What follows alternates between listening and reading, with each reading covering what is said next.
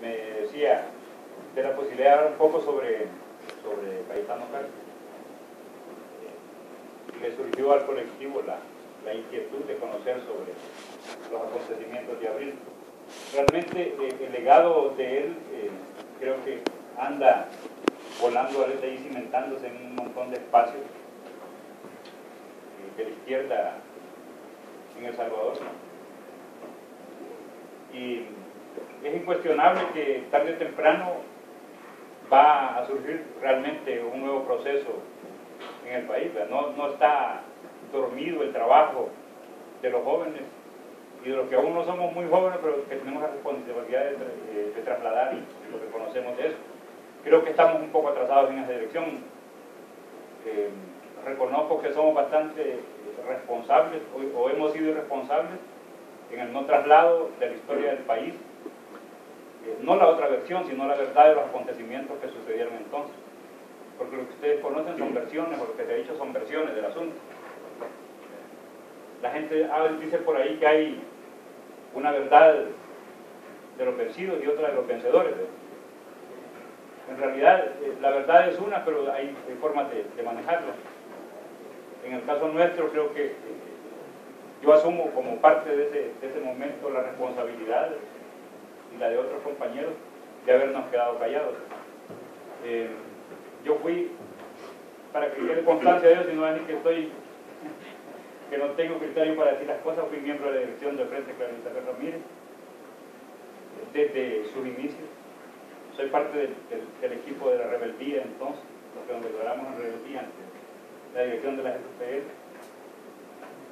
Debo admitir que éramos demasiado jóvenes y que el control total lo tenía la dirección histórica de la FPL, que nos rebasaron en todo sentido.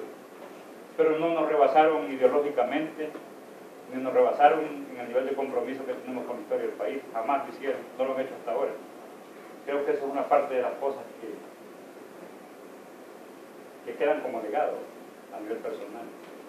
Sentir que jamás en ningún momento de la historia de tu vida pudieron rebasar ese nivel de compromiso con la revolución. Eso es vital.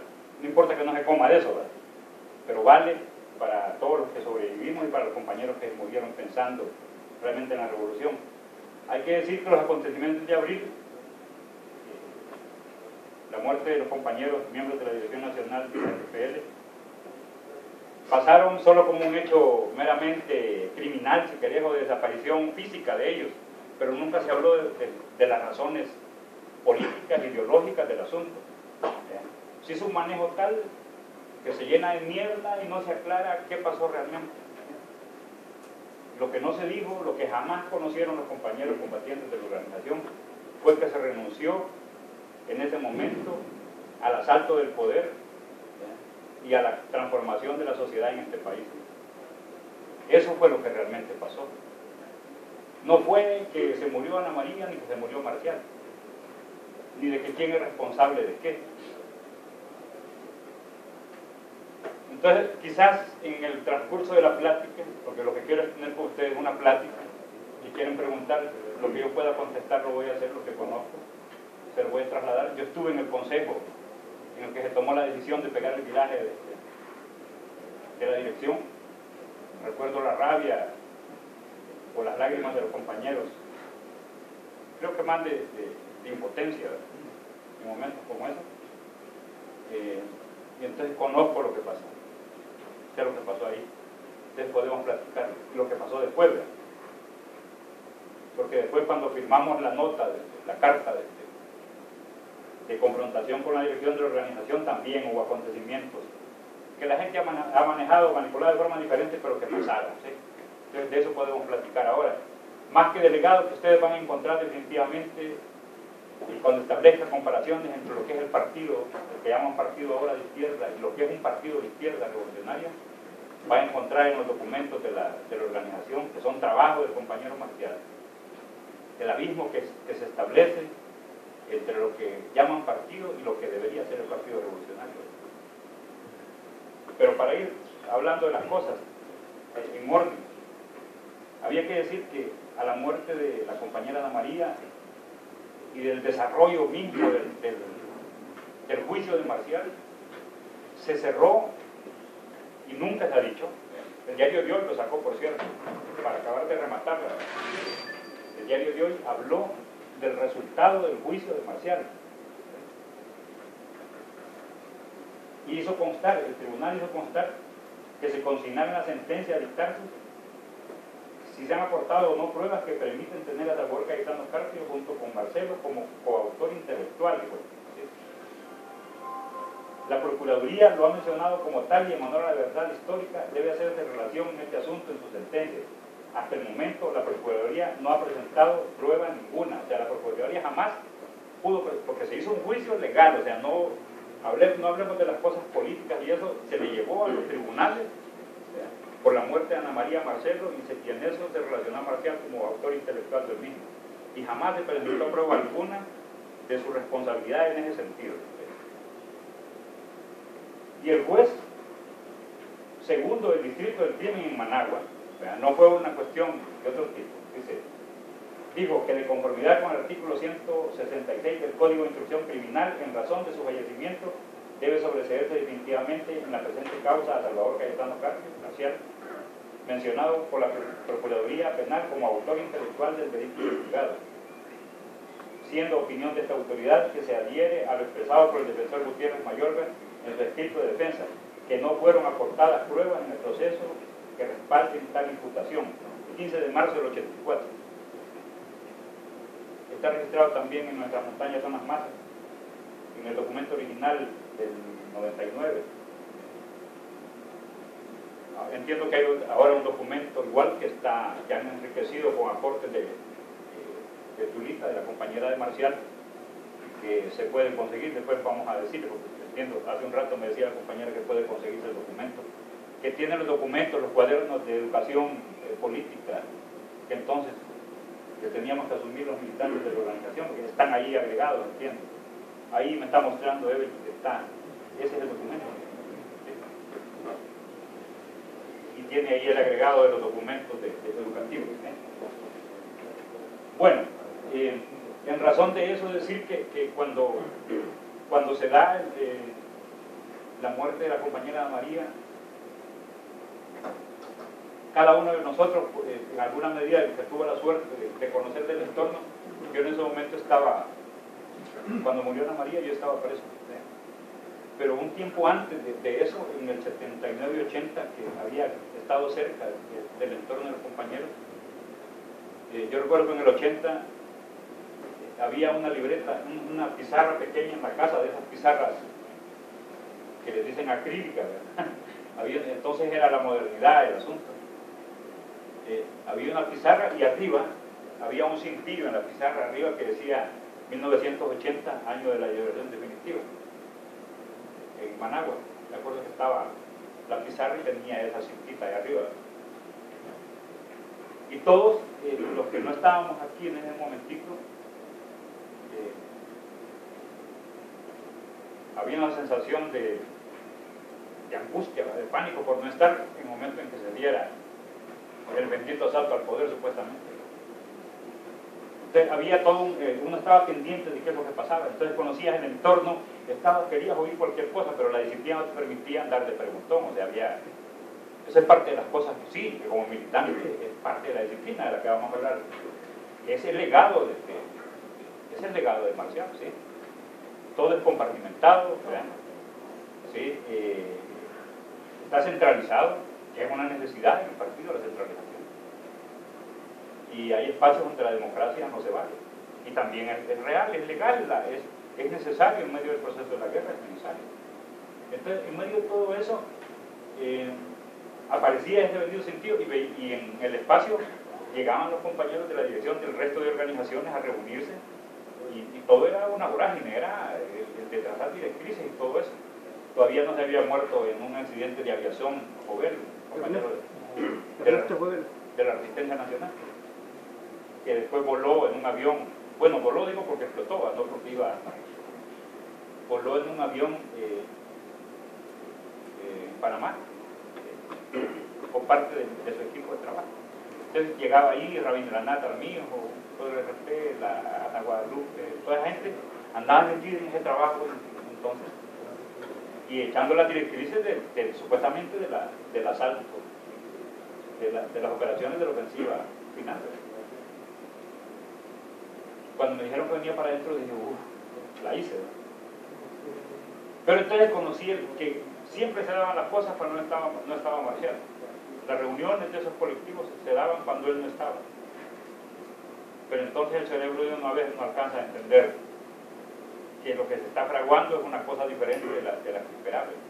Lo que crees es que estás haciendo las cosas como vos las estás pensando. ¿Sí? Y no se te puede ocurrir que realmente lo que hay por debajo es toda una serruchada de piernas, ¿sí? Y que tus sueños también están en juego, una babosada. Si no, hubieras dicho algo. ¿Sí? Pero no, vos crees que todos los compañeros que están ahí sueñan como vos, aspiran a construir el sueño que vos querés construir y seguís con ellos. ¿Sí? O sea, no entras en el rollo de conspirar. Semejante cosa no debe pasar entre revolucionarios. Cabe decir que no sirve como método. ¿Sí? Que cuando empezás a hacerlo te enfermas y vas a afectar el desarrollo de la organización. Si se construye una organización en medio de conspiraciones, de formación de grupos y cosas, no sirve. Hay que salirse de esa osada porque no sirve. No va a ningún lado. Quizás hay que decir la palabra conspirar en el sentido, buscar el sentido positivo a la palabra. Todo lo que te puede enriquecer, conspirar en función de fortalecer el partido o el trabajo revolucionario, pues de ninguna manera en función de destruirlo o de personalizarlo para obtener beneficios personales. Entonces, en medio de todo eso, pasa cuando se da la muerte de la compañera, yo estoy ahí, y cuando lo dicen, digo, ¿qué onda? ¿Cómo pasó? ¿Verdad? Porque con la seguridad, solo podía ser la seguridad, definitivamente, porque no puede pasar de otra manera. ¿Sí? Aunque le bajabas presión a la seguridad fuera, hay que decirlo, le bajabas, ¿cómo se llama? Sentías que estabas en un espacio donde definitivamente no te iban a caer había una relativa seguridad. Algunas veces escapamos a morirnos por creer que la seguridad era... Pero había, digamos, en Nicaragua, al menos había, me imagino que en Cuba era otra cosa, y había más seguridad. En ningún otro lado lo había. Costa Rica era un infierno, todos lados donde iba a parar era un infierno, pero digamos que Managua era... No vivías libremente, nadie sabía quién eras, tenías que vivir igual que aquí, pero no estabas en peligro de morir si podían, porque posiblemente los compañeros que te capturaran después entendieran que no eras un contrarrevolucionario, pero te podía pasar. Pero en medio de toda esa cuestión, cuando se murió ella y después pasa lo del compañero, ahí sí, ¿verdad? Pero habían compañeros conmigo que sabían qué pasaba. Que sabían qué pasaba porque estaban cerca de todo el trabajo adelante, de conspiración que se había venido dando para la muerte del compañero. ¿Sí? Lo que pasó con Marcelo es parte de lo que les decía de cómo hace daño conspirar cuando lo haces en sentido negativo. Creo que los compañeros que más problemas han tenido de relación con todos nosotros como militantes han sido los compañeros que trabajaron en seguridad. Algunos de ellos de plano perdieron la noción de lo que realmente había que hacer.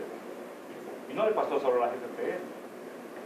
Hay compañeros en la Resistencia Nacional que no quieren saber del tipo que era responsable de la seguridad de su organización porque odió a un resto de gente, ¿verdad? En función de fortalecer su espacio, ¿verdad? Ve fantasmas. Lo que pasó más tarde en la organización también es responsabilidad de la gente de seguridad o de inteligencia. Lo que pasó en el frente, donde mucha gente que cuestionaron las decisiones de la dirección desaparecieron. Nadie puede venir a decirme que estoy mintiendo si digo que la dirección de la GPL es responsable de la muerte de cientos de compañeros nuestros en los diferentes frentes. Y yo se lo puedo decir a cualquiera porque me consta. Nosotros jamás nos dimos el chance de enfrentar militarmente a la organización en la región nuestra, pero la organización ordenó y mandó a compañeros nuestros, a otros compañeros de otras unidades militares, a borrarnos del mapa físicamente cuando nosotros teníamos control del frente urbano y de las áreas rurales del frente urbano, lo hicieron. Y nosotros también conocíamos el terreno, conocíamos aparte de los compañeros. Yo me he encontrado con uno de los compañeros que era jefe de la unidad y después, una vez nos encontramos en el Museo de Santa Tecla. No dijimos nada, no queremos hablar de esas babosadas, pero creo que hay una cuestión de la regué y es como hablarte, es como ofrecerte una disculpa. Es una babosada, creo que de reconocimiento del error y de fraternidad. No hablamos de esas babosadas, ¿sí? Pero sabemos qué pasó. Y hoy más tarde, igual con otros compañeros que hay una organización de veteranos de guerra, que hemos platicado y dicen, hey, porque hubo de ellos que nos encontramos después, yo no soy rencoroso, pero tengo mi temperamento, y no quiero perder tiempo en hablar con gente con la que no quiero hablar.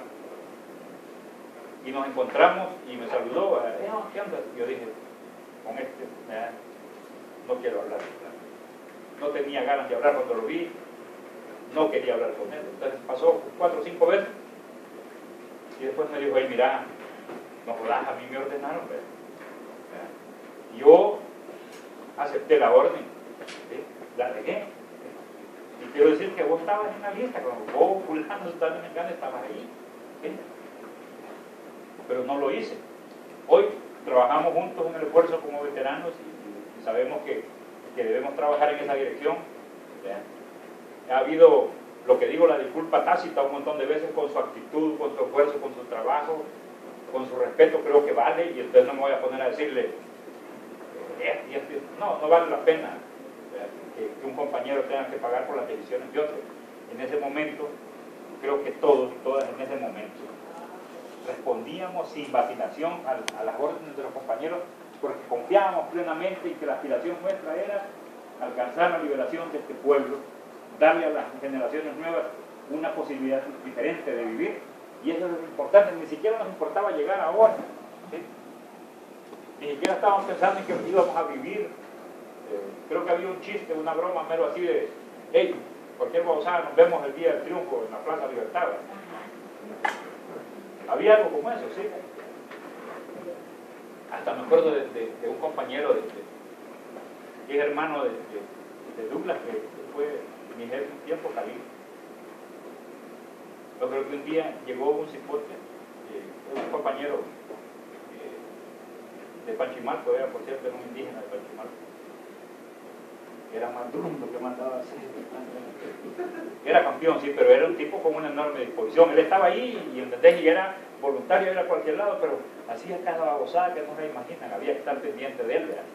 Yo no sé si le faltaban tuercas o era todo corazón, una de las dos cosas. Yo creo que cuando llegó y le dijo, ¿cómo te vas a llamar? Le preguntó, ¿cuál va a ser qué es el único que querés tener? Digo, yo me quiero llamar Marcial. Digo, puta la cara. Hizo una cara. Hijo de puta, más abusivo. Sí, porque aquel dijo, yo en serio, el invito dijo muy serio, me quiero llamar Marcial. Y después nos puso reglas, digo, yo no quiero hacer postas en la noche porque yo soy malo para dormir, no quiero ponerlos en riesgo. Y empezó a pedir gusto y puso un montón de reglas. Y está vivo, lo he visto por ahí, lo tienen barriendo en la popa, lo vi por ahí. Pero en ese momento en que se dio todo el problema interno, era increíble que los compañeros tuvieran que cumplir la orden de eliminarnos, ¿sí? Había que eliminarnos, ¿sí? Porque dijimos que no. Ustedes, imagino que algunos de ustedes leyeron la carta que hicimos como Frente Urbano, que fue en diciembre de ese año, que hicimos unas tomas de radio y desconocimos a la dirección de la organización. ¿Ya la han visto? No. ¿Algunos de ustedes han visto la carta? Fíjense que yo tengo aquí, yo hice una copia, pero solo hice una copia de la carta. ¿En el libro está? ¿Cómo? En el libro está la carta. En nuestra montaña pues esa carta que está ahí, esa carta que hicimos, que está ahí, la trabajamos con todos los combatientes de las unidades, entonces, de lo que llamamos unidad rebelde. Así fue como firmamos la carta, como unidad rebelde, entonces. Ajá. Entonces, miren, nos costó un montón echarnos la carta porque no éramos los doctos en el asunto, los responsables de la propaganda, de la organización y todas esas cosas, sino que en ese momento teníamos que hacer un documento en donde le dijéramos a la organización que no íbamos a responder, porque lo primero que pasó fue cuando regresamos de Chalate es del consejo, ¿verdad? Cuando regresamos del consejo, los compañeros de la dirección, que entonces eran, Calín era uno de ellos, Eugenio, Eugenio, Calín y Domínguez sí estaba en la conducción. Bueno, la cosa es que, y el hermano de Mayo, ¿cómo se llamaba? Filomeno. Filomeno era el jefe político militar nuestro y después estaban Calín y otros compañeros en el estructura de militar. Y cuando regresábamos, venían pero destrozados, porque también en la reunión nuestra hubo las puñaladas. Habíamos hecho todo un trabajo para presentar lo que veíamos como frente central. Entonces era el Frente Felipe Peña Mendoza. Y entonces íbamos a la reunión, pero no pensábamos que fueran a pasar las cosas que pasaron, sino que íbamos para plantear nuestros aportes ahí. Y nos habíamos sentado a trabajar en eso y todo para llevar los aportes. Y allá se los pasaron por alto el triunfo y levantaban la mano y se ponían de acuerdo y ya se nombró al compañero presidente de la República, de comandante de la organización, y se declaró non grata marcial. Y un día, yo creo que cuando llegamos todavía era comandante marcial Ortega, y cuando venimos era comandante marcial a la mierda, la consigna. Pero era una cosa increíble. Entonces, los que teníamos un poquito de vergüenza, imagino que otro montón de compañeros no tuvieron el valor de hacerlo porque estaban allí en medio. Estábamos ahuevados. Y cuando regresamos nos dijeron, fulano va para tal parte, fulano va para tal parte, fulano va para tal parte. Cuando hicieron eso dijimos, no, hicimos esa carta. Nunca renunciamos a la organización, dijimos que íbamos a mantenernos como miembros de la organización, pero que desconocíamos a la dirección, ya se poquito, ¿verdad? Entonces nos dejaron venir encima todos. Éramos contrarrevolucionarios, estábamos en contra de los hermanos mayores, habíamos desconocido a no sé quién, bueno, nos pusieron cualquier babosada. Ojo, una fracción en una organización político-militar y en un partido revolucionario no es la que tiene menos gente, es la que no responde a los principios originales por los que se fundó la organización. Nosotros jamás fuimos una fracción. La organización se convirtió en fracción porque la babosada no es pastel, no es el pedazo, sino que es los que no responden a los intereses, a los principios, a las líneas estratégicas de la organización, los que se convierten en fracción. Nosotros jamás renunciamos a nuestros principios. En todo caso, la organización se convirtió en una fracción porque renunció a los principios. Nunca le dijeron a los compañeros nuestros que renunciaban a que la lucha armada fuera el eje central de la guerra. El diálogo y la negociación se convirtió en eso, y la guerra la lucha armada pasó a ser un elemento secundario. Nos ocuparon después de eso para poder alcanzar el objetivo de negociar.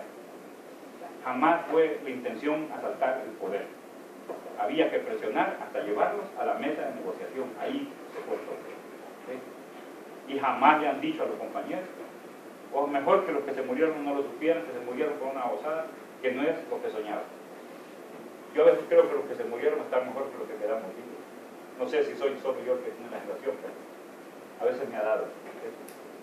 Por suerte no me da muchas veces el bajón, pero cuando me da pienso en esa cosa. Tiene que ir con cargando esta protesta que es un dolor, es un revolución de sentimientos. Pero también hay mucho de bueno porque podemos trasladarlo y compartirlo, y además lo hacemos entre nosotros, sin decir nada, sin hablar de eso, sin traer a cuenta lo que pasó. Cuando nos encontramos entre nosotros, en algún momento de ese proceso lo vivimos, el vernos y vernos bien, el ver que, o saber que un compañero se murió, y saberlo, no sé, tiene sus pagas, también tiene el bono de estar aquí hoy, por ejemplo. Es un bono, sí. Un día creo que tenemos un gran lío, nunca hemos hablado con nuestros hijos de eso.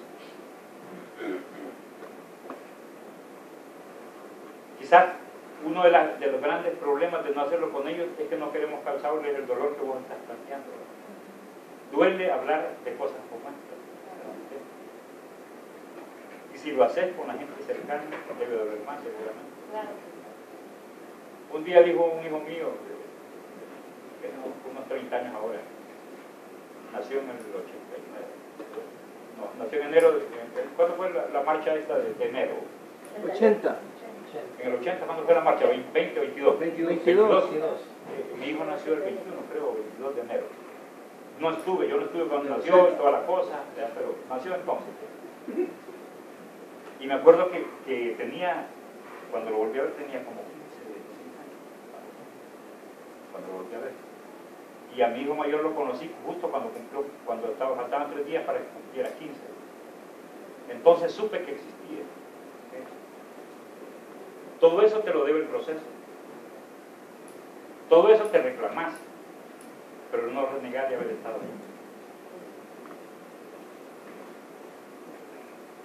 Por suerte mis hijos son apapachadores, son gente que entendió, y eso te hace pasar lo más fácil. Pero me acuerdo que en ese momento, cuando me dijo un día, no me dijo a mí, le dijo a mi compañera. Le dijo a mi compañera, yo no sé, le dijo, cómo el papá, un montón de gente sabe de él y se lleva bien con él, todo, y le dicen un nombre, le dicen otro, le dicen no sé qué, y yo no sé nada, le dijo. Tiene que ver con eso, ¿verdad? Y fue mi compañera la que me dijo, mira, ¿y por qué no hablas con él? Y dice, puta, vamos a ver cuánto duele hablar de eso. Entonces no quiero que le duela a él. Mientras menos sepa de mí, menos le va a doler, y si un día vuelve a pasar esta babosada, no va a ser un blanco para saber que conmigo. Es como una especie de protección, si querés. Pues no sé si sea positivo, no puedo calificarlo, bueno, pero creo que nos ha pasado. Nosotros por instinto guardamos a nuestros tíos, y a veces creemos que, bueno, porque en determinado momento no sabe nada. No le va a pasar nada. Pero lo que digo es que cuando pasan ese tipo de cosas, uno no sabe si equivocó la ruta. Porque uno debiera decirle a la gente, a todos, a ellos también. Porque ellos debieran quedarse como, no de propietarios de legados, sino que deberían asumir como tomar la estafeta y darle continuidad a lo que queremos construirlo. Porque ahí se estancó eso, no ha pasado nada. No ha cambiado nada. ¿Sí? Uno de dos.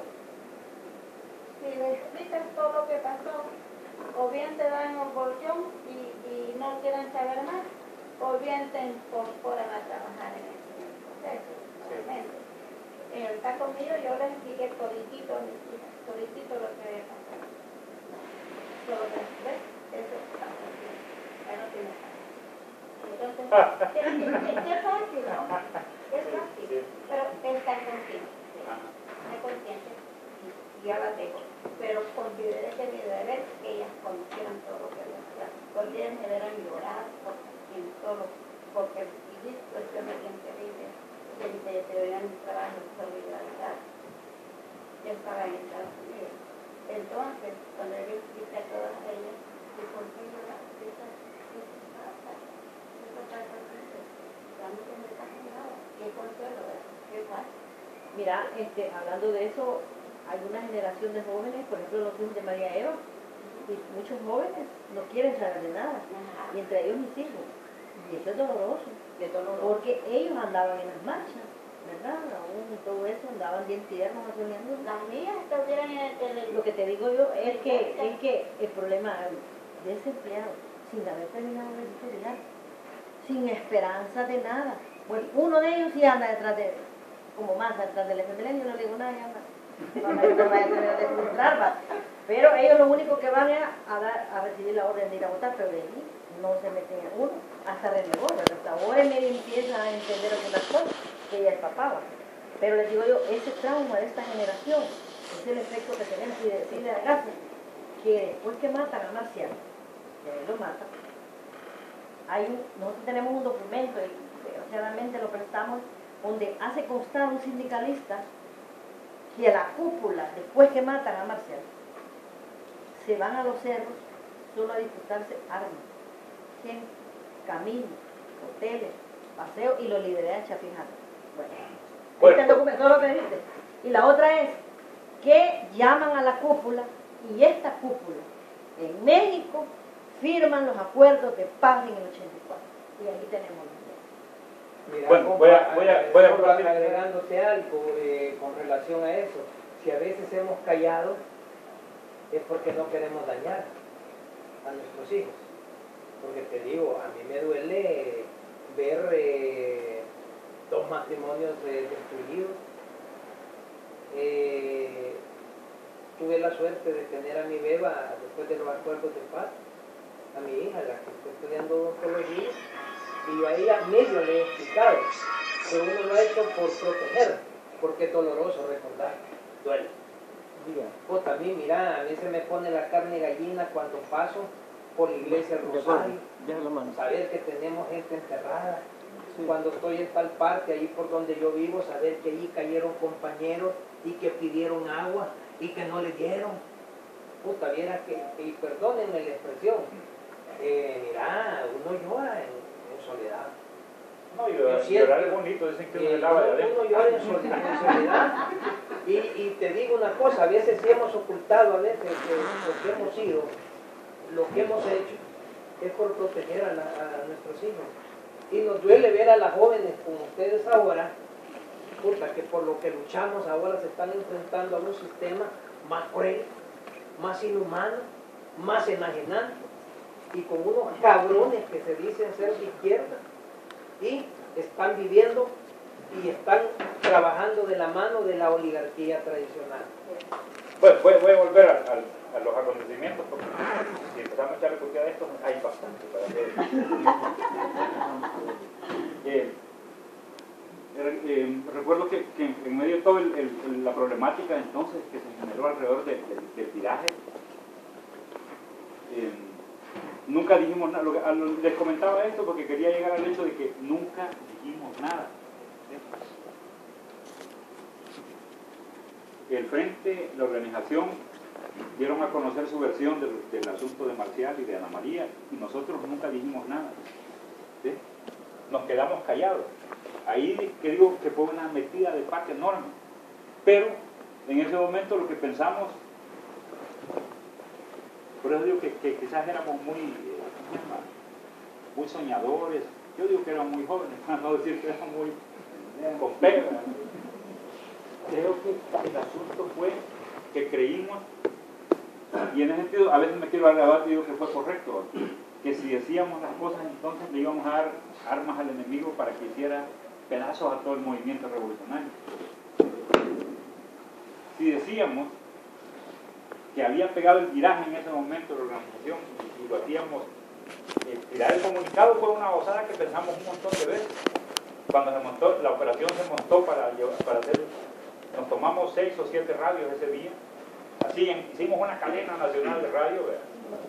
Sí, miren, tomarse una radio era un asunto alucinado, era así, pero era, ya no éramos tan jóvenes, pero todavía éramos chollados. Pero hicimos la actividad, entonces no habían celulares y todas esas cosas, ¿verdad? Sincronizábamos todo y esa era la labor, y fácate, y le caímos a 7 radios, 6 o 7 radios. Yo creo que tuvimos un herido, en toda la operación creo que un herido tuvimos. Le pegaron como 3 o 4 piñazos, ahí anda todavía jodiendo. Pero le cayeron 3 o 4, creo que se murió el cuillo que lo jodió a él, pero lo jodió de pura chiripa, porque el cuillo se cayó muerto con la subametralladora, con la mano puesta en el gatillo, ¿verdad?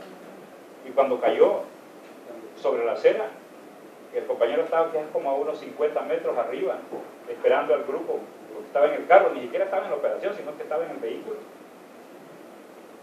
Hay un pasaje que va del Parque Centenario a donde estaba el Diario de Hoy arriba, y esta es una cuesta. Entonces el tipo cayó ahí y la subametralladora cada vez que disparaba rebotaba, ¿verdad? Y un par de vergazos le cayeron a aquel allá. Eso fue lo que tuvimos de ese día de baja en esa operación. Salado, porque de plano el tipo este ya estaba muerto cuando le tiró. Y tiramos ese comunicado que les decía. Eso fue lo único que hicimos para dar a conocer que habían cosas que no estaban pasando en el movimiento revolucionario. Ya no hicimos más, jamás fuimos a buscar medios para dar una conferencia y se nos vinieron encima. ¿Sí?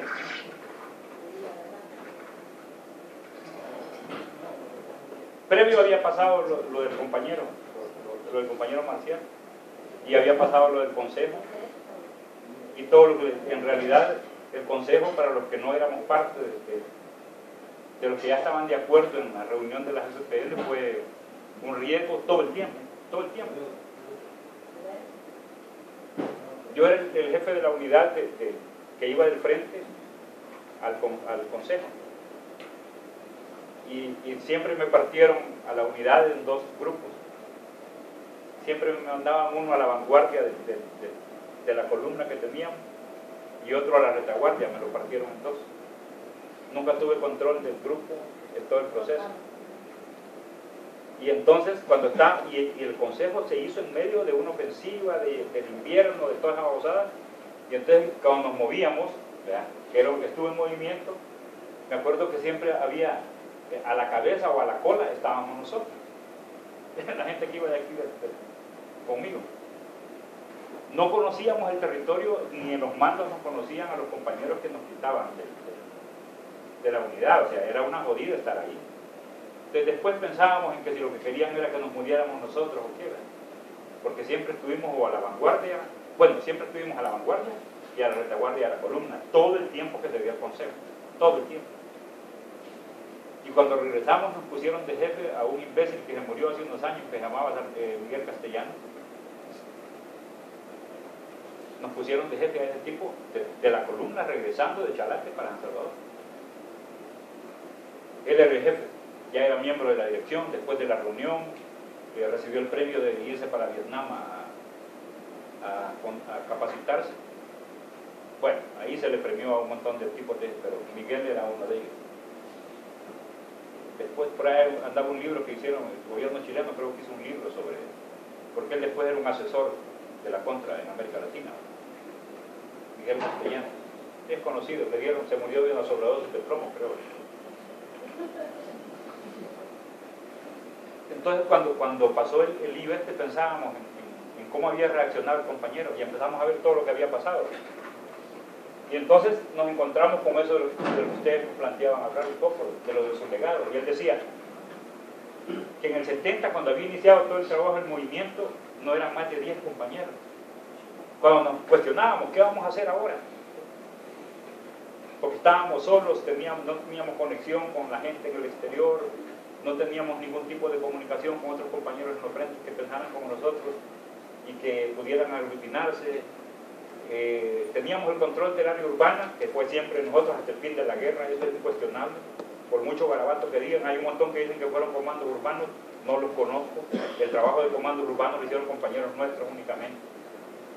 Los demás se pusieron así porque vivían aquí en San Salvador, les dijeron que se pusieran así, pero comandos urbanos no hubo más que gente del frente y del Clara, y después apareció compañeros del PRTC que había un comando se llamaba Mardoqueo Cruz, que también teníamos coordinación con ellos, que es a los que les echaron la responsabilidad de la operación de la zona rosa. ¿Sí? Por cierto, Manuel era el jefe de ellos y se le fueron de las manos y hicieron la operación. Y a Manuel paga el pato porque no le dan entrada a Estados Unidos, por eso que pasó, ¿verdad? Manuel Melgar, Manuel no sabe nada de la operación, el pobre cabrón no sabía nada. Ellos la montaron los compañeros que eran los operativos, hicieron una operación y después el frente pensó todavía como 3 días en aceptar que ellos habían sido los que habían hecho la operación porque era una bronca. Parte de los acuerdos de la primera reunión de paz en La Palma fue no atacar objetivos americanos, ¿verdad?, en medio del proceso de diálogo y negociación. Y ese fue parte de los acuerdos. Y si no, hoy de Bocón sí les puede decir el tipo se llama Facundo, que estuvo ahí, y seguro hoy sí lo puede decir, con la gana que tiene de decir un montón de cosas, ¿verdad? Pero parte de los acuerdos fue no atacar objetivos americanos. cuando nosotros le pegamos en el área urbana a AT&T y a IBM, que tenían aquí oficinas, lo que les estoy contando es un gran juego, porque no se le ha contado a la gente. Cuando le pegamos a AT&T y a IBM aquí, y a la embajada gringa, cada vez que le pegábamos, los compañeros de frente jamás lo reportaban en la radio. No lo hacían. Y cuando le empezaba a hacer la venceríamos, de repente se callaba y ya no lo hacía un par de horas, y después que ya decían, mira, esa babosada no lo hicimos nosotros. ¿Sí? No está en la línea de nuestra. Y volvían a callar y ya no decían lo que hacíamos. ¿Sí? Las operaciones en el área urbana que se reportaban, que se hacían, las reportaban como suyas y después decían, después ya no le hacían bola porque lo habíamos hecho nosotros. ¿Sí? Lo que pasó con Cienfuegos, que era el tipo de Coprepa, lo que pasaba cuando lo que hacíamos, lo del supermercado Tiempo, todas esas cosas que pasaban en el área urbana, que reportaron siempre, se volvían a callar porque no eran cosas que hacían ellos, estaban fuera de su propuesta respecto del enemigo. Nosotros asumimos otra cosa, dijimos, todo lo que hagamos no es que abone a la propuesta de ellos, estamos siendo solidarios con los compañeros nuestros que combaten en las áreas rurales, y lo que hagamos nosotros aquí le quita presión a los compañeros. No lo hacemos por eso, lo hacemos porque hay que trabajar en función de que esta es la caja de resonancia. Nosotros matábamos un cuillo y era más conocido que si en los frentes se morían 50, ¿sí? Porque eso lo podían ocultar, y el que encontraban aquí en el mercado modelo no lo podían ocultar. ¿Sí? Que le pegáramos a la embajada, que matáramos solo un pájaro, porque una vez solo un pájaro matamos, ¿sí? Es cierto, ellos tenían todo un sistema de seguridad que tenían, que no podías entrar con el RPG-2, entonces le pusieron un puestazo a los compañeros y lo único que apareció debajo parecía un par de pájaros de ojos negros pero las pilas que vos ibas y le pegabas. Entonces cuando pasó todo eso pensamos en lo que el compañero planteaba, decía él, cuando iniciamos el movimiento decía, no éramos más de 10, no contábamos con una pistola, nosotros teníamos un resto de recursos, los teníamos todos cuando fue eso. Decía, no teníamos un colón, nosotros también estábamos acabados. Cualquier cosa que la organización dijera es mentira, jamás nosotros como frente tuvimos 5 centavos que nos dejara la organización y jamás nos robamos nada, es mentira toda la babosada que dijeron. No teníamos de dónde tomar, nos cortaron todos los lazos de comunicación con la gente colaboradora y le dijeron que nos habíamos quedado con recursos. Jamás hemos comido, lo único que no hemos comido es mierda, pero comimos de todo para sobrevivir, pero jamás tocamos 5 centavos de la organización. Hay compañeros nuestros en el exterior que hicieron cualquier cosa para apoyarnos, ¿sí? Pero jamás nos dejaron recursos en la organización, es mentira. Entonces pensábamos en eso. En 10 años, decía él, hemos librado miles de acciones militares y reunido decenas de millones de dólares con los secuestros de oligarcas y las requisas a los bancos. Nos hicieron volver a empezar y perdimos compañeros, ¿sí? Y compañeras en operaciones para sobrevivir en momentos como esos. Eso es lo que estoy diciendo, esto lo traigo a cuenta porque ese es su legado. En los momentos en que uno enfrenta la dificultad de no tener la forma de enfrentar algo, te encontrás que en el legado del compañero Marcial están las herramientas como para poder volver a empezar, ¿sí?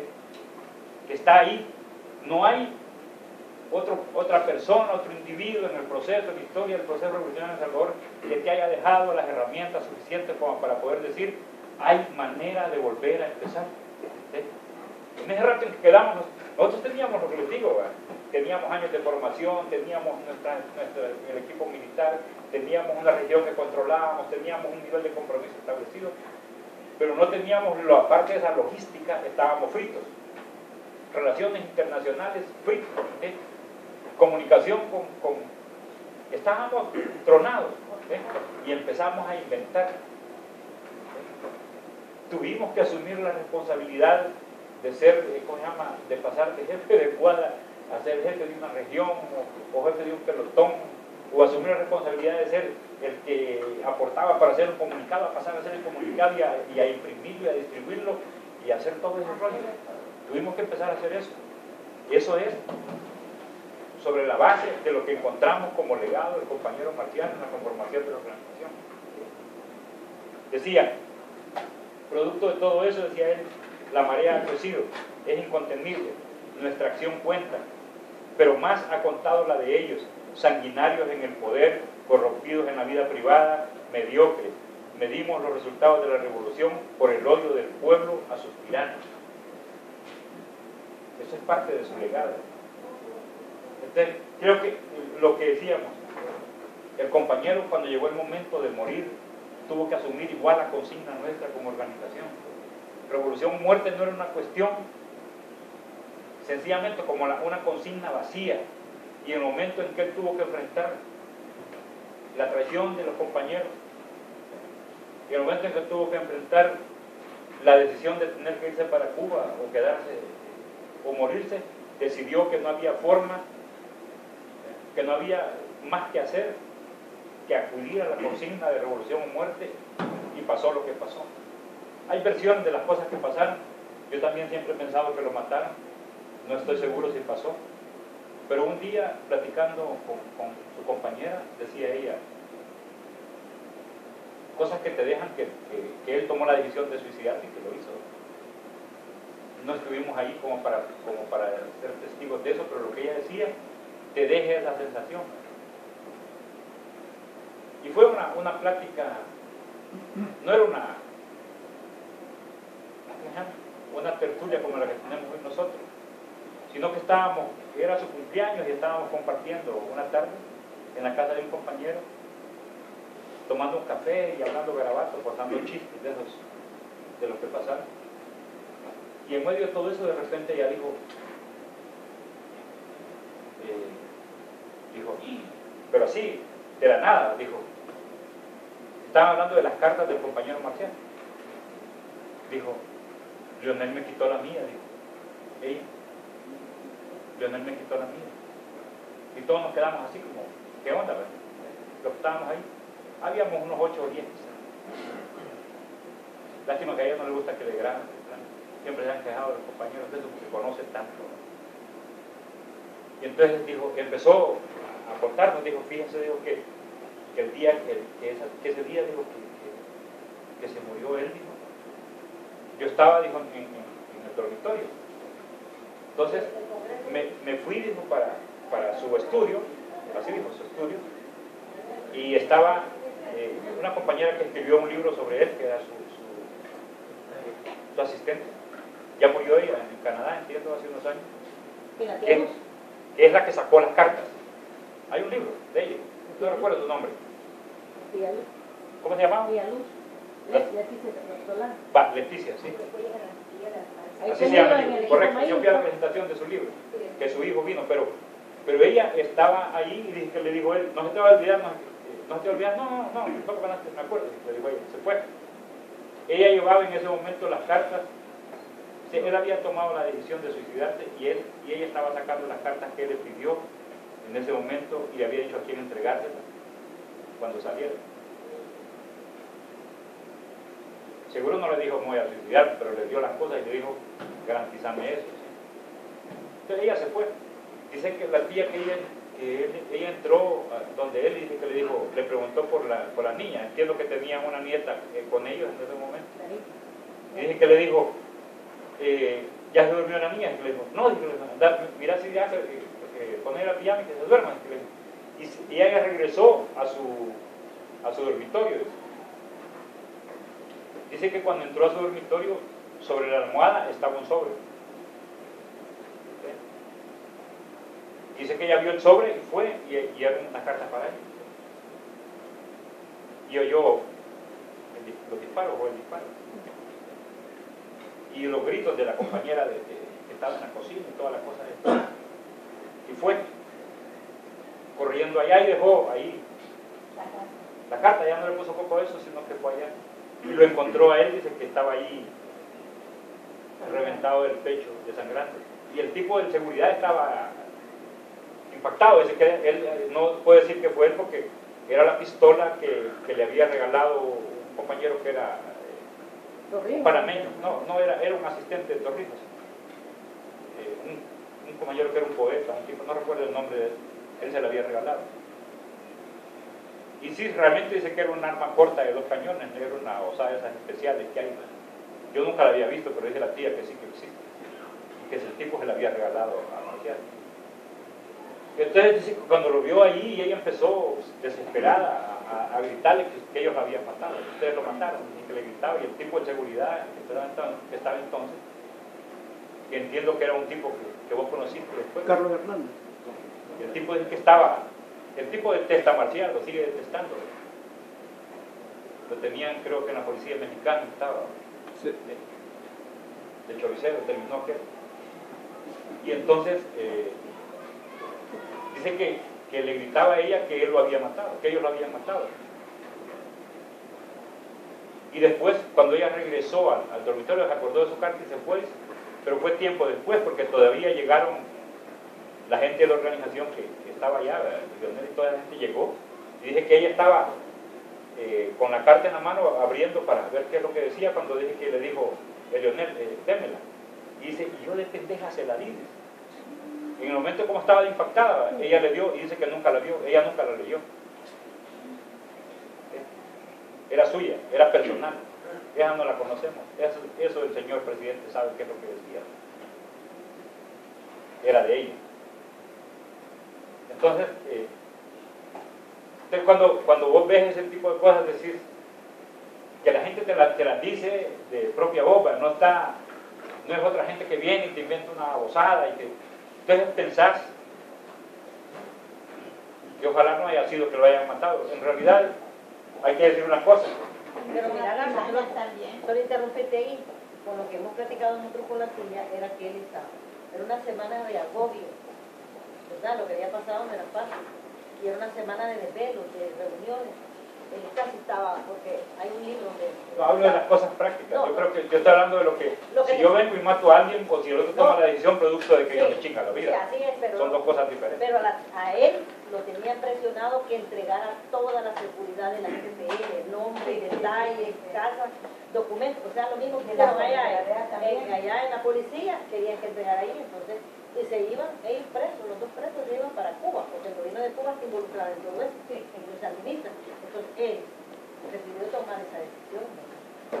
Desgraciadamente la tuvo que tomar en su agobio, en su desesperación, pero una forma también de decirle matar.